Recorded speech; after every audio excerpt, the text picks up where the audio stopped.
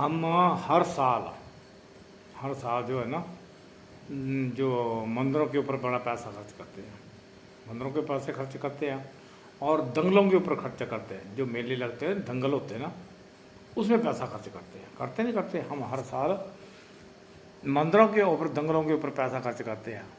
अगर यही पैसा जो हमारे सरकारी स्कूलों की दशा खराब हुई है ना, अगर हम उनके पर लगा दें तो हमारे बच्चों का भविष्य बन जाए।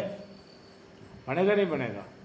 अगर मंदिरों में अब लाखों करोड़ों रुपये चर्चा होती है, अगर वही हम पैसा इकट्ठा करके अगर सरकारी स्कूलों में जो कि टीचर नहीं होते हैं, वो बच्चे पढ़ने वाले होते हैं, उनको पूरी फैसिलिटी नहीं मिलती है, अगर उसमें लग जाए। और जैसे कि दंगल कराते हैं, हम हर साल मेले कराते हैं और बड़े बड़े मेले कराते हैं, जैसे कईयों के 50 लाख खर्च कर देते दंगल कराने में, कोई 2-2 करोड़ रुपए तक खर्च करते दंगल कराने में।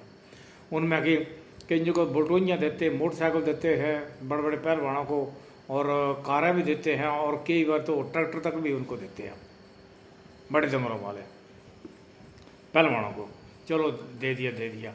अगर इतना ही हम गांववासी पैसा इकट्ठा करके अपने सरकारी स्कूल में लगाएं, क्यों सरकार ने तो कर लगाना नहीं कुछ भी। सरकार के पास तो है ही कख नहीं है, उनको तो मतलब भी बनती है, वो तो भी चोर है, तो पूछे मत। वो तो साथ सीधा सा काम तो करना नहीं, उन्होंने पुट्ठा ही काम करना, जो भी करना। तो मेरा कहने का मतलब है कि मैं सब भाइयों से मेरी यही प्रार्थना है दोस्तों, अगर आप जो मंदिरों के ऊपर चढ़ावा जा रहा है और जैसे मंदिरों के ऊपर खर्च कर रहे हैं, ये बनाना मंदिर के साथ, वो बनाना सह बनाना, तो वो छोड़ दो।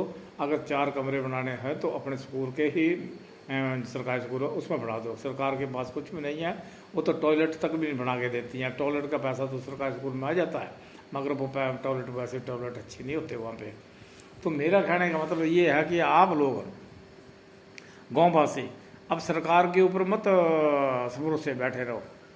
अब सरकार तो वैसे ही है कि मैं तो चलो आगे कहूँगा बात, हम तो वैसे आज़ादी के काबिल है ही नहीं है।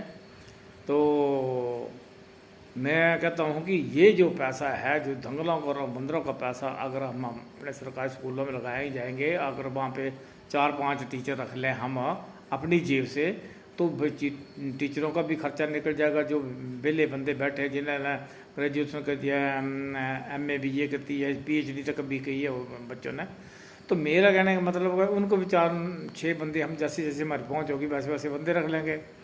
और जो लोग सरकार प्राइवेट स्कूलों में बच्चों को पढ़ाते हैं, वो कोई हर महीने का 5-6 हज़ार रुपया खर्च करते हैं, कोई 10-10 हज़ार रुपया खर्च करते हैं। अगर वो भी अपने बच्चों को सरकारी स्कूल में ले आएँ, तो समझ लो कि वो भी बच्चों को सरकारी स्कूल में ले आएंगे, तो वो उनका भी जहाँ पे 10 हज़ार करते 5 हज़ार उसमें डाल दो। आप 5 हज़ार आपका बच जाएगा। जो 6 हज़ार करता 3 हज़ार उसमें डाल दो सरकारी स्कूल में, और 3 हज़ार आपका बच जाएगा जैसी आपकी पहुँच है।